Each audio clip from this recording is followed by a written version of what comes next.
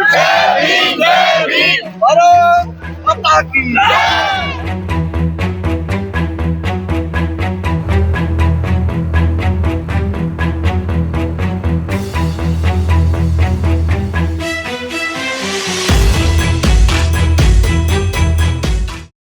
मैं एडवोकेट सचिन बुरथला, मैं x state secretary Haryana youth Congress से। क्या कहेंगे जिस तरीके से बच्चे आज खिलाफत कर रहे हैं सरकार की खिलाफ? जी देखिए, ये तो आप पहले से देखते आ रहे हैं कि युवाओं के साथ जब भी जहाँ भी जुल्म हुआ है, आप नेपाल में देख लीजिए, कहीं पे भी जुल्म होता है वहाँ युवा अपने लिए खुद खड़ा करना पड़ता है, जागरूक हो रहा है। आप देख रहे हैं कि जंतर मंतर पर आज जो धरना चल रहा है, परसों भी आपने देखा कि दिल्ली पुलिस पूरी भाजपा जनता पार्टी के इशारे पे काम कर रही है, युवाओं के ऊपर लाठियां बरसाई जा रही हैं।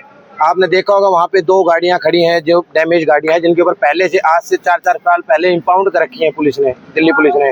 ट्रक भरे खड़े हैं पत्थरों के, जो सिर्फ एक पूरा मैनिपुलेट करके बना रखा है कि युवा हम पे लाठियाँ वो पत्थर बरसा रहे हैं, शीशे फोड़ रहे हैं, जो पूरा एक झूठ है। आपने देखा भी था कुछ लोग उसके अंदर जिन्होंने की दाढ़ी आ रखी है, विदाउट ड्रेस हैं, विदाउट नेम प्लेटेड हैं, जो का पता लगा कि वो आरएसएस से बिलोंग करते हैं। तो ये पूरा क्लियर है कि देखिए, अगर सरकार अभी मान जाती है तो ठीक है, नहीं तो संसद के अंदर जाने का काम करेगी। जो चीज नेपाल में युवाओं ने करी, हम उसी कार्य को यहाँ पर दोहराना काम करेंगे। जैन जी वापिस यहाँ पे भी तैयार होंगे। नहीं लगता कि अब शिक्षा प्रणाली को लोग अब शक की नजर से देखने लगे? देखिए, सरकार ने उसको इस तरीके से बना दिया, युवाओं के साथ जो खिलवाड़ कर रही है, चीजें बदल रही है, पाठ्यक्रम बदलने लग रही है। आपने भी देखा होगा कि इसके अंदर पाठ्यक्रम बदल दिए कई, तो ये चीजें गलत कर रही है। मैं भाई रवि मसीद का भाई हूँ, छोटा भाई बड़ा भाई जो भी। मैं महेंद्रगढ़ से आया हूँ, अभी दिल्ली जंतर मंतर से चल के आया। इस भाई की पोस्ट देखी कल, इन्होंने पहले भी छात्राओं के लिए बहुत आवाज उठाई है, ये भी छात्राओं की आवाज है, इसको हम बुलंद करने के लिए यहाँ एकजुट हुए हैं। अब क्या कहेंगे कि जिस तरीके से पूरा स्टूडेंट वर्ग जो है वो लामबंद हो रहा है? आपको क्या बताऊं मैं, अगर 2 मिनट के लिए अगर सोचा जाए तो आंखों में आंसू आ जाए, इतनी बुरी तरह से पीटा गया है। उन्होंने चोरी नहीं की, उन्होंने रेप नहीं किया, कोई गलत काम तो नहीं किया, बस सिर्फ ये है कि सिस्टम पे आवाज उठाई है। सिस्टम कहाँ पतला है, उसको ढूंढने के लिए कुछ गलत तो नहीं किया ना। उन पे इतनी बुरी तरह महिलाओं को पीटा गया है, इतनी बुरी तरह बाल खींच खींच के। मेरे ख्याल से कोई दोषी को भी नहीं पीटते इतनी जल्दी। ये जो बलात्कार करते हैं, दुष्कर्म होते हैं, उन पे कार्रवाई क्यों नहीं करते? कल एक बार फिर से झड़प हुई, फिर लाठीचार्ज हुआ है। कल जब भी होती है लाठीचार्ज वगैरह, स्टूडेंट कुछ नहीं करता, कुछ भी नहीं करता। मैं खुद अपना भाई भी गया था वहां, हम बड़ा एक्सपीरियंस बता रहे हैं, कुछ नहीं करता। सिर्फ पुलिस गुंडागर्दी कर रही है।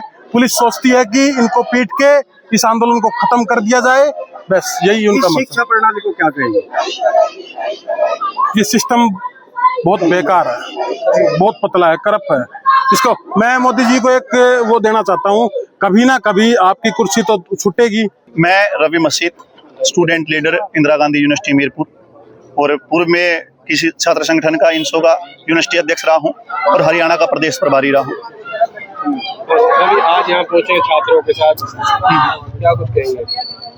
आज जो 20 तारीख को युवा साथी जंतर मंतर पर प्रदर्शन कर रहे थे, वो शांतिपूर्वक तरीके से अपना प्रदर्शन कर रहे थे, लेकिन देश की गूंगी बहरी सरकार ने उनके साथ जिस तरीके का दुर्व्यवहार करा है, जो क्रूरता उन लोगों के साथ दिखाई गई है, युवाओं को लाठियों से पीटा गया है। और मैं खुद वहां पर था, लाठियां हमें मारी गई, आंसू गैस के गोले हम पर छोड़े गए, और यहाँ तक कि महिलाओं को भी इतनी क्रूरता के साथ मारा गया है।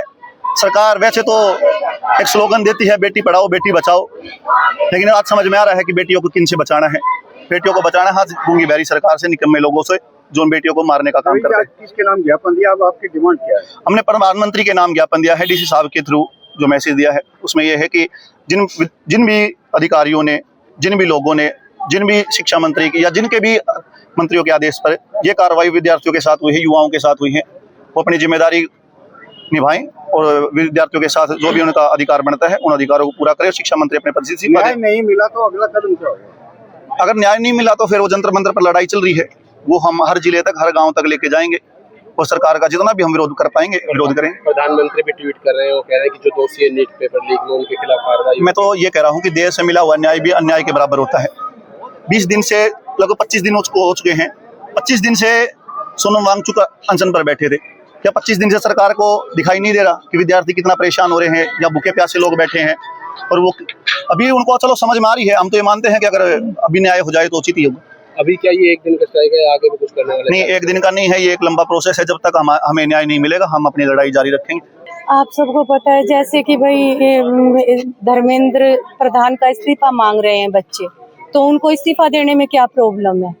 जब बार बार पेपर लीक हो रहे हैं, 22 बच्चे मर चुके हैं, 21-22 बच्चे, तो इनको इस्तीफा देने में क्या प्रॉब्लम है? और जैसे कि लोग बच्चे अपनी आवाज उठा रहे तो उनको पीटा जा रहा है, उनको मारा जा रहा है। छोटे 6-6 साल के बच्चों को भी नहीं छोड़ा जा रहा है।